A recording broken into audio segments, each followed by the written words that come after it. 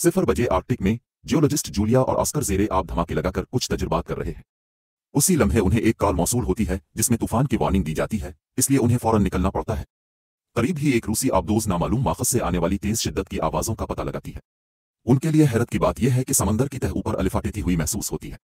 Julia के scanners अचानक खराब होने लगते हैं, ठीक इसी वक्त जब उसके कैंप के इर्द गिर्द की बर्फ टूटने लगती है। जूलिया अपना रिसर्च सामान उठाना चाहती है मगर वक्त नहीं होता, इसलिए ऑस्कर इसे बर्फानी गाड़ी की तरफ घसीट ले जाता है। आबदोज में 0 बजकर 26 मिनट टीम ये पता लगाती है कि ये आवाजें हयातियाती माखज़ से हैं और वो बचाव की तैयारी करने लगते हैं। ताहम अचानक आबदोज पर पानी में किसी चीज की टुकर हो जाती है। सतह पर ऑस्कर और जूलिया पूरी तेजी से भागने की कोशिश कर रहे होते हैं जबकि पीछे बर्फ टूटती जा रही होती है। बदकिस्मती से आगे भी दरारें नमूदार हो जाती हैं और बर्फानी गाड़ी उभरती हुई बर्फ के दबाव से उलट जाती है। दोनों गिर पड़ते हैं जबकि गाड़ी धमाके से फटकर डूब जाती है। जल्द ही उनका कैंप भी धमाकों की लपेट में आ जाता है और बाकी मानदा साइंसदान आहिस्ता आहिस्ता डूबकर हलाक हो जाते हैं। आबदोज पर लगातार नुकसान होता रहता है और सब लोग अपनी सीटों पर बमुश्किल कायम रहते हैं क्योंकि सब कुछ लरज़ रहा होता है। 0 बजकर 56 मिनट काफी जिदोजहद के बाद वो फायर खोलने में कामयाब हो जाते हैं और इस रोशनी में पानी के अंदर बड़े बड़े शानिगल टेंटिकल्स दिखाई देते हैं। एक आदमी शीशे की दीवार तोड़कर दूर जा गिरता है और अपनी चोटों से बेहोश हो जाता है। एक और अफसर बमुश्किल इमरजेंसी बुई भेजने में कामयाब हो जाता है, बिल्कुल आबदोज के डूबने से पहले। रूसी मैरीन्स के हेडक्वार्टर्स में इन्हें आबदोज के लापता होने की खबर मिलती है। चूंकि इसमें इंतहाई अहम हथियार मौजूद होते हैं, इसलिए वो एक रेस्क्यू टीम भेजते हैं ताकि उन हथियारों को वापस लाया जा सके, तबाह किया जा सके। इस मिशन की क़यादत विक्टर करेगा, जो आबदोज के कप्तान का भाई है। 1 बजकर 21 मिनट इसके घर वाले परेशान हैं कि कहीं वो भी गायब ना हो जाए। इसकी माँ इसे इसके मरे हुए वालिद की घड़ी नेक शगुन के तौर पर देती है। इस रात विक्टर जब डाक पर पहुंचता है तो उसे मालूम होता है कि इसके वालिद का दोस्त एडमिरल अव्वल शांसकी भी इस मिशन में शामिल हो रहा है।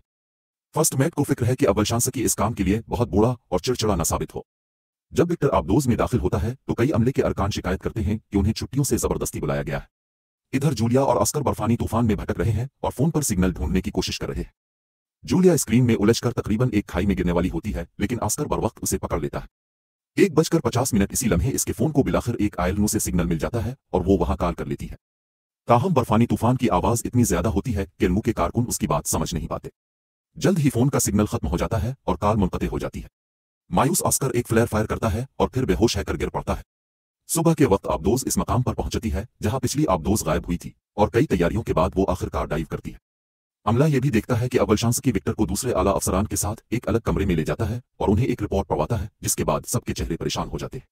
जल्द ही पिछली आबदोज के लापता होने की अफवाहें फैलने लगती हैं। वापस जूलिया और ऑस्कर की तरफ 2 बजकर 20 मिनट वो ये देखकर हैरान रह जाते हैं कि बावी बर्फ में फंसा हुआ है। ये समझकर कि कोई जरूर उसे लेने आएगा, वो भटकने के बजाय वहीं रुकने का फैसला करते हैं। जब आबदोज आखिरकार बावी का सिग्नल पकड़ती है तो फौरन उसी समत बढ़ जाती है। अचानक वहेल मछलियों का एक जायंट आबदोज को घेर लेता है, इसलिए अमला उन्हें नुकसान पहुंचाए बगैर नीचे जाने की कोशिश करता है। बदकिस्मती से एक वहेल गलती से रोटरी स्क्रू हेड से टकरा जाती है तो अव्वल शांसकी अमले को सोनार ऑन करने का हुक्म देता है, हालांकि विक्टर को फिक्र है कि इससे मखलूक को नुकसान पहुंच सकता है। जैसे ही वो सोनार चिल्लाते हैं, व्हील्स फौरन दूर तीर जाती है, लेकिन चंद लम्हों बाद दोबारा वापस आ जाती है। 2 बजकर 48 मिनट अमला सोचता है कि अब क्या करें, तभी वो देखते हैं कि व्हील्स इस बार वाकई दूर जा रही है।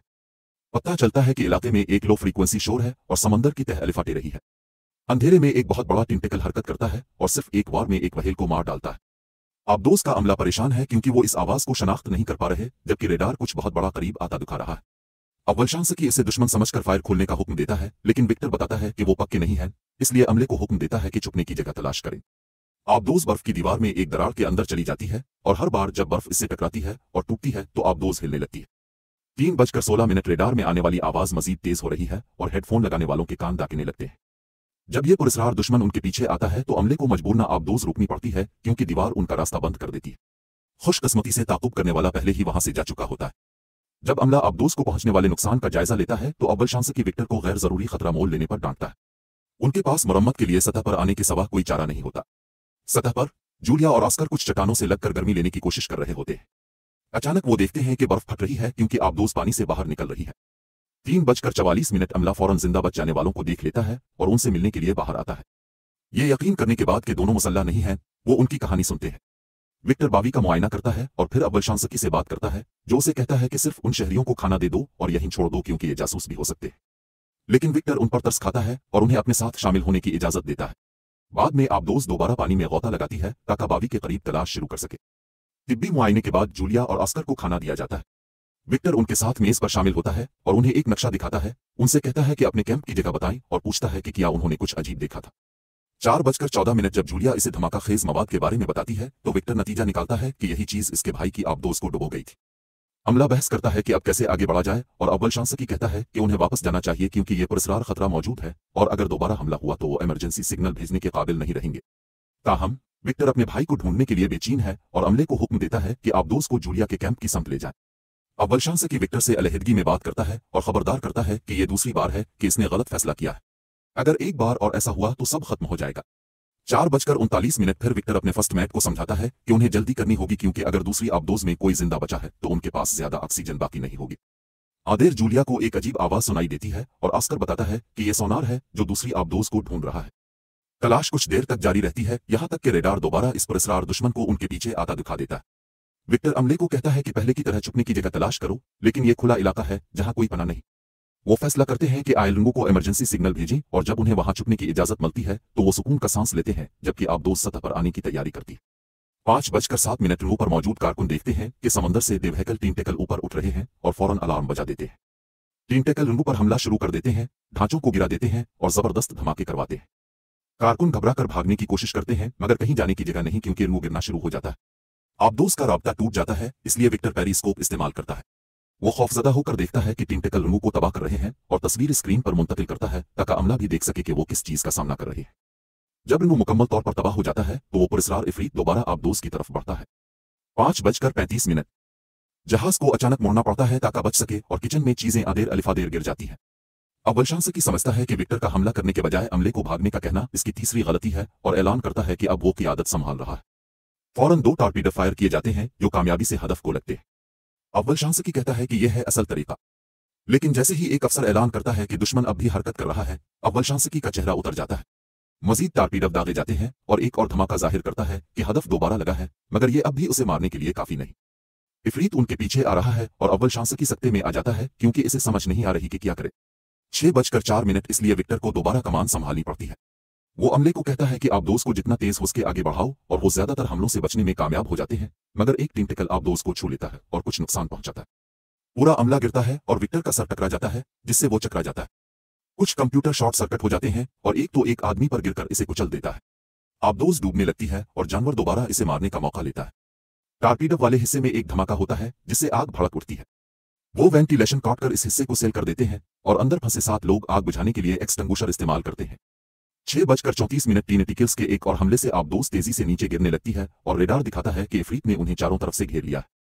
करीब से देखने पर आखिरकार पता चलता है कि ये एक कुरिकुन है। चूंकि वो आखिरी टॉर्पीडो इस्तेमाल नहीं कर सकते, अमला ऑप्शंस पर बात करता है और विक्टर उन्हें कहता है कि साइलेंस मोड में चले जाओ क्योंकि समुद्री मखलूक अमूमन आवाज से शिकार करती है। मजदूरों को फिलहाल आग बुझाना रोकना पड़ता है जिससे टॉर्पीडो कंपार्टमेंट में कार्बन मोनोऑक्साइड की सतह बढ़ने लगती है। इफरीत की आवाज हेडफोन के जरिए कम्युनिकेटर अफसर के कान जख्मी कर देती है और टॉर्पीडो रूम में मौजूद आदमी सोचते हैं कि क्या वो इसी तरह मर जाएंगे। 7:03 खुशकिस्मती से विक्टर का मंसूबा कामयाब हो जाता है और कुरिकुन वहां से तीर कर चला जाता है। अब अमला दोबारा हरकत कर सकता है, लेकिन आग फैल चुकी है और इतनी बड़ी हो गई है कि चंद एक्सटिंग्विशर से बुझाई नहीं जा सकती। जब चंद आदमी शोरों में झुलस जाते हैं तो विक्टर ग्रुप को हुक्म देता है कि कंपार्टमेंट खाली कर दो और हथियार जलने दो। कई अफसरान बाहर निकलते हुए बुरी तरह जख्मी हो जाते हैं, मगर बाकी अमला उनकी मदद करता है कि वो दरवाजा पार कर सकें और आखिरी लम्हे पर दरवाजा बंद कर देते ताकि आग पीछे ना आए। दबाव को कंट्रोल करके वो आखिरकार टॉर्पीडो कंपार्टमेंट की आग बुझाने में कामयाब हो जाते हैं। 7:28 इसके बाद सेहतमंद आदमियों को मरम्मत के लिए भेजा जाता है जबकि जख्मी अफराद को ऑटो मेडिकल रूम अपने कैबिनेट्स में भेज दिया जाता है। ऑस्कर और जूलिया उनके जख्मों का इलाज करने में मदद करते हैं जिससे अमले का एतमाद जीत लेते हैं। जूलिया विक्टर के माथे की किट का भी ख्याल रखती है और एक अफसर मजाक में पूछता है कि क्या वो इसमें दिलचस्पी रखती है। जब जूलिया इनकार करती है तो अफसर उसे बताता है कि विक्टर ने इसे बचाने के लिए उसूल तोड़े थे। कुछ देर बाद विक्टर अमले से राय लेता है और सब इस बात पर मुत्तफिक होते हैं कि उन्हें वापस जाना चाहिए क्योंकि ना तो उन्हें दूसरी आबदोज की लोकेशन का इल्म है और ना ही कुरिकुन के खिलाफ कोई तहफ़्फ़ुज़। अव्वल शांसकी विक्टर को याद दिलाता है कि उसके वालिद एक हीरो थे जिन्होंने आबदोज के एक हादसे में लोगों को बचाया था। 7:58 लेकिन वो इस अमल में मर गया। काफी हिचकिचाहट के बाद विक्टर मान लेता है कि उन्हें वापस जाना चाहिए। जब आबदोज घर की तरफ रवाना होती है, विक्टर अपने वालिद का आखिरी खत पढ़ता है। इसे जूलिया रोक देती है जो देखती है कि विक्टर के कमरे में परिंदे हैं। विक्टर वजाहत करता है कि यह ऑक्सीजन की सतह चेक करने का तरीका है। जूलिया एक नक्शा मांगती है और उन तमाम मकामात की निशानदेही करती है जहां उन्होंने कुरिकुन को देखा था, बशमूल इसका कैंप। कहानियां कहती हैं कि इस जानवर ने माजी में कई जहाजों पर हमला किया और अचानक गायब हो गया, इसलिए माहिरीन का ख्याल है कि कुरिकुन गहरी नींद में चला गया था। 8:26 वो नतीजा अखज़ करती है कि उसके धमाकों ने एक छुपे हुए ठिकाने को निशाना बनाया और कुरिकुन जाग गया। अगर वो जिंदा रहना चाहते हैं तो उन्हें सोनार बंद करना होगा, वरना ये मखलूक दोबारा मुतवज्जे होगी। चूंकि जूलिया कुरिकुन को अच्छी तरह समझती है, विक्टर पूछता है कि क्या वो जानती है कि इसके भाई की आबदोज कहाँ है। जूलिया वजाहत करती है कि ऑक्टोपस आमतौर पर अपने शिकार को अपनी खूह में घसीटते हैं, जो इस जगह के करीब होनी चाहिए जहां इसका कैंप हुआ करता था। उनकी गुफ्तगू एक अफसर की आवाज से टूटती है जो ऐलान करता है कि उसे एक सुराग मिला है। वो खामोशी के दौरान रिकॉर्डिंग चलाता है और सबको धात पर कुछ बजने की आवाज सुनाई देती है। 8:54 वो सिग्नल का पता लगाते हैं और तस्दीक करते हैं कि ये जूलिया के कैंप से आ रहा है। इसका मतलब है कि दूसरी आबदोज में शायद जिंदा बच जाने वाले मौजूद हैं। विक्टर इंसानी जाने बचाने की अहमियत और उन खतरात के बारे में तकरीर करता है जिनका वो सामना करने वाले हैं। फिर वो अपने आदमियों को हुक्म देता है कि आबदोज को जूलिया के कैंप की तरफ ले जाएं। सफर के दौरान विक्टर अपने बचपन और इस दिन के बारे में सोचता है जब वो पहाड़ों में खो गया था। वो सिर्फ इस वक्त होश में आता है जब वो तलाश के इलाके में पहुंचते हैं। अचानक आबदोज की मशीनों और दीवारों से नोटिस उड़ने लगते हैं, शीशे और लाइट्स टूट जाते हैं। उसका मतलब है कि वो बहुत गहराई में है, लिहाजा वो आबदोज को ऊपर ले जाते हैं। 9:22 एक अफसर नोटिस करता है कि उन्होंने एक नाखत्म होने वाली खाई दरियाफ्त की है और विक्टर चाहता है कि मनी आबदोज को तहकीकात के लिए भेजा जाए। चूंकि पायलटों में से एक हमले के दौरान जख्मी हो गया था, विक्टर खुद उसकी जगह लेने के लिए रजाकाराना तौर पर तैयार होता है और अव्वल शांसकी को इंचार्ज छोड़ देता है। विक्टर 2 अफसरों के साथ मनी आबदोज में रवाना होता है। जैसे जैसे वो खाई की गहराई में जाते हैं, धात टूटने की आवाज आती है क्योंकि वो पहले कभी इतनी गहराई तक नहीं गए थे। जल्द ही दबाव जहाज पर असर डालने लगता है, इसलिए अगर वो जल्दी कुछ ना ढूंढ पाए तो वापस जाना पड़ेगा। जब वो एक गूंज सुनते हैं तो इस समत जाते हैं और सैकड़ों डूबे हुए जहाज दरियाफ्त करते हैं, जिससे जूलिया का नजरिया और पुरानी कहानियां दुरुस्त साबित होती है। 9:51 आखिरकार वो दूसरी आबदोज को ढूंढ लेते हैं और देखते हैं कि उसे कितनी शदीद नुकसान पहुंचा है। खुशकिस्मती से इसका अगला हिस्सा अभी तक सही सलामत है, जिसका मतलब है कि शायद कुछ जिंदा बच जाने वाले वहां छुपे हों। टीम मनी आबदोज को इस पर जोड़ने की कोशिश करती है, जो ताकतवर लहरों की वजह से बहुत मुश्किल साबित होता है। काफी जिदोजहद के बाद वो कनेक्शन बना लेते हैं। फिर विक्टर डाइविंग सूट पहनकर दूसरे आबदोज की तरफ बढ़ता है। वो हिच खोलने से पहले दस्तक देता है और खुशी से देखता है कि अमला जिंदा है, बशमूल उसका भाई अलेक्जेंडर। वो ये खबर मरकजी आबदोज को भेजते हैं और सब खुशी मनाते हैं। 10:20 अलेक्जेंडर वजाहत करता है कि उसने आबदोज को खामोशी के मोड में रखा हुआ था जब से वो फंस गए थे और सिर्फ कभी कभार सिग्नल भेजता था ताकि कुरिकुन की तवज्जो न जाए। विक्टर जितने ज्यादा जिंदा बच जाने वालों को मनी आबदोज में बिठा सकता है बिठाता है, लेकिन वाज़ेह है कि सबको बचाने के लिए 2 चक्कर लगाने होंगे। वो अपने भाई के साथ रहने का फैसला करता है और एक मैकेनिक आखिरी पायलट की जगह ले लेता है। मनी आबदोज मरकजी आबदोज के अगले हिस्से पर एक ट्रैकर लगाती है ताकि वापसी पर इसका मकाम ढूंढ सकें, लेकिन जब उन्हें एहसास होता है कि ये कुरिकुन को मुतवज्जे कर सकता तो वो इसे बंद कर देते हैं। जब मनी आबदोज आखिरकार रवाना होती है तो पूरी डूबी हुई आबदोज हिलने लगती है, लेकिन खुशकिस्मती से वो नहीं गिरती। 10:49 जल्द ही वो मरकजी आबदोज तक पहुंच जाते हैं और फौरन जिंदा बच जाने वालों की देखभाल शुरू कर देते हैं। मुतबादिल पायलट दूसरी ट्रिप के लिए बहुत बीमार है, इसलिए जूलिया ओसुकर से मदद मांगती है। ओसुकर को आबदोज में काम करने का तजुर्बा है और वो जाने पर राजी हो जाता है। जैसे ही मनी आबदोज रवाना होती है, अव्वल शांसकी रेडार पर देखता है कि कुरिकुन दोबारा हरकत कर रहा है। इस दौरान विक्टर और अलेक्जेंडर फैसला करते हैं कि वो हथियार वापस हासिल करेंगे जो उनके अफसरान ने मांगे थे। वो तबाहशुदा आबदोज के हिस्से में दाखिल होते हैं और सैफ में मौजूद कोड्स ढूंढ लेते हैं। ताहम जब वो उन्हें कंप्यूटर पर इस्तेमाल करने की कोशिश करते हैं तो सिस्टम जवाब नहीं देता। 11:17 विक्टर हार मानने से इनकार करता है और बेशुमार बटन आजमाने के बाद आखिरकार कंप्यूटर ऑन करने में कामयाब हो जाता है और खुश होता है कि हथियार अभी तक फाल है। पैदा होने वाली बरकी मकनातीसी लहरें मनी आबदोज तक पहुंचती है, जो उनका पीछा करने लगती है। मरकजी आबदोज में अमला खौफजदा हो जाता है जब वो देखते हैं कि कुरिकुन बहुत करीब आ रहा है। वो जल्दी से आबदोज को समंदर की तह पर उतारते हैं और खामोशी के मोड में चले जाते हैं। कुरिकुन एक बड़ा पत्थर धकेलता है जो आबदोज से टकराता है और दबाव की वजह से फिर से कीलें उखड़ने लगती हैं। पानी एक हिस्से में भरना शुरू हो जाता है, इसलिए अमले को यकीन नहीं कि वो ज्यादा देर तक खामोशी के मोड में रह सकेंगे। 11:47 इसी वक्त मनी आबदोज मलबे तक पहुंचती है और जब वो डॉक करने के अमल में होते हैं तो गलती से ट्रैकर को छू देते और वो ऑन हो जाता।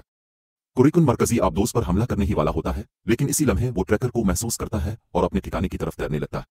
अव्वल शांसकी फौरन अमले को हुक्म देता है कि इस मौका का फायदा उठाकर सतह पर वापस जाए। इस दौरान विक्टर एक पाइप के जरिए रेंगता हुआ टार्पीडो रूम में मौजूद हथियारों तक पहुंचने की कोशिश करता है जो मलबे की वजह से बंद हो चुका था। अलेक्जेंडर मनी आबदोज के डॉक होने की आवाज सुनता है और अपने अमले को सवार होने का हुक्म देता है, जबकि वो अपने भाई का इंतजार करता है। 12:14 आखिरकार विक्टर हथियारों के कमरे तक पहुंच जाता है और टार्पीडोज में कोड्स डालना शुरू करता है, जबकि अलेक्जेंडर कंप्यूटर पर वही काम करता है।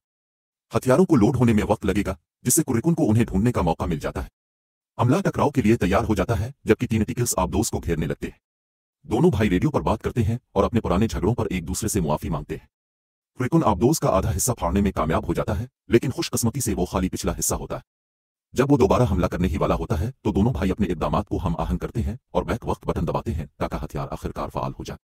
12:42 एक जबरदस्त धमाका जानवर को जला देता है और इसे फाड़ देता है, जिसके नतीजे में रोशनी की एक बड़ी किरण निकलती है जो बर्फ को तोड़कर आर्कटिक से फिजा तक पहुंच जाती है। अब जबकि पानी आबदोज में भर रहा है, विक्टर तेजी से पाइप के जरिए वापस आता है ताकि अलेक्जेंडर से दोबारा मिल सके। हथियार जल्द ही खुद तबाह हो जाएंगे, इसलिए उन्हें जल्दी करनी है। आबदोज डूबने लगती है और तेज लहरें राहदारियों से टकराकर भाइयों को अलग कर देती है। विक्टर अलेक्जेंडर को तलाश करता है और पानी से इसका हाथ निकलता देखता है। वो उसे पकड़कर खींचता है यहां तक कि अलेक्जेंडर दोबारा महफूज हो जाता है। फिर वो जल्दी से सीढ़ियां चढ़ते हैं और मनी आबदोज में दाखिल हो जाते हैं। 13:11 वो दरवाजा बंद कर देते हैं ताकि पानी उनके पीछे ना आ सके। धमाके में सिर्फ 2 मिनट बाकी रह गए हैं और मनी आबदोज अलग होने में नाकाम हो जाती है। जैसे ही मलबा खाई में गिरने लगता है, विक्टर को हंगामी लीवर याद आता है और वो उसे खींचता है, जिससे मनी आबदोज आखिरकार अलग हो जाती है। वो हथियारों के फटने से जरा पहले ही उड़ान भर लेते हैं और झटके की लहर मनी आबदोज को समंदर में लौटा देती है। सतह पर मरकजी आबदोज खबर का इंतजार कर रही होती है। वो उम्मीद खो रहे होते हैं कि अचानक पानी में बुलबुले दिखाई देते हैं। ये मनी आबदोज है जो आखिरकार वापस आ गई है। सब जश्न मनाते हैं। 13:40 विक्टर अलेक्जेंडर को उनके वालिद की घड़ी देने की कोशिश करता है, लेकिन अलेक्जेंडर उसे रखने को कहता है क्योंकि इसने ये कमा ली है। कुछ वक्त बाद अमला रोज पहुंचता है और दोनों भाई आखिरकार अपने खानदान से दोबारा मिल जाते हैं। मजीद वीडियोस देखने के लिए सब्सक्राइब करें और नोटिफिकेशन ऑन करें। देखने का शुक्रिया।